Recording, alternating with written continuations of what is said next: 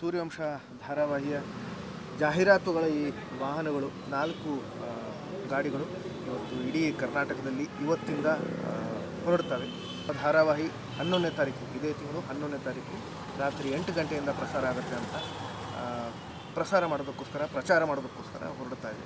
ಸೂರ್ಯವಂಶ ಅನ್ನೋ ಒಂದು serial launch ಆಗ್ತಾ ಇದೆ. ಉದಯ ಟಿವಿನಲ್ಲಿ ಒಂದು ಒಳ್ಳೆ ಲೆಗಸಿನ ಕ್ಯಾರಿ ಮಾಡಲಿಕ್ಕೆ ಒಂದು ಒಳ್ಳೆ ಆಪರ್ಚುನಿಟಿ. ಸೊ ಇದೇ ಮಾರ್ಚ್ 11ರಿಂದ ಉದಯ ಟಿವಿನಲ್ಲಿ 8 ಗಂಟೆಗೆ ಪ್ರಸಾರವಾಗ್ತಿದೆ ಸೂರ್ಯವಂಶ. ಒಂದು ವಿಶೇಷವಾದಂಥ ಪಾತ್ರದ ಮೂಲಕ ಬರ್ತಿರೋ ಒಂದು ಉತ್ಸಾಹ ಕೂಡ ಇದೆ. ಕ್ಯಾರೆಕ್ಟರ್ ಬಗ್ಗೆ ಹೇಳೋದಾದರೆ, ಈಗ ನಾನು ಮುಂಚೆ ಪ್ಲೇ ಮಾಡಿರೋ ಪಾತ್ರಗಳಿಗಿಂತ ತುಂಬ ವಿಭಿನ್ನವಾದ ಪಾತ್ರ. ಪ್ರಕಾಶ್ ಮುಚ್ಚೋದು ಈ ಸೂರ್ಯವಂಶ ಸೀರಿಯಲ್ದ ನಿರ್ದೇಶಕ. ಮುಂಚೆ ಕೆಲವೊಂದಷ್ಟು ಸೀರಿಯಲ್ಗಳು ಮಾಡಿದ್ದೆ. ಆಮೇಲೆ ಇದೊಂದು ಉದಯ ಟಿವಿಗೆ ಒಂದು ಕರೆಬಿಟ್ಟು ಅವಕಾಶ ಕೊಟ್ಟಿದ್ದಾರೆ.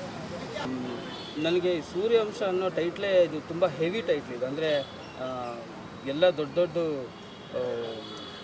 ಲೆಜೆಂಡ್ಸ್ಗಳು ಮಾಡಿ ಹೋದಂಥ ಒಂದು ಇದು ಟೈಟಲ್ಲು.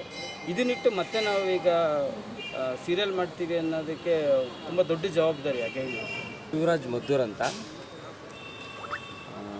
ಒಂದು ಒಳ್ಳೆ ಪ್ರಾಜೆಕ್ಟ್ ಸಿಕ್ಕಿದೆ. ಆಗಿನ ಸೂರ್ಯವಂಶ ನೋಡಿದ್ನಲ್ಲ ಸಿನಿಮಾನ, ಆ ಫೀಲು ನನಗೆ ಯಾವಾಗಲೂ ಸೂರ್ಯವಂಶ ನಾನು ನೋಡ್ತಾನೆ ಇರ್ತೀನಿ. ಸಿನಿಮಾನ ಯಾವಾಗ ನಂಗೆ ಬೇಜಾರಾಗುತ್ತೆ, ಖುಷಿಯಾಗುತ್ತೆ, ಯಾವಾಗಾದರೂ ನೋಡ್ತಾನೆ ಇರ್ತೀನಿ. ಒಂದು ಇನ್ಸ್ಪಿರೇಷನ್ ಮತ್ತು ಒಂದು ಉತ್ಸಾಹ ತುಂಬ್ತಾ ಇರುತ್ತೆ.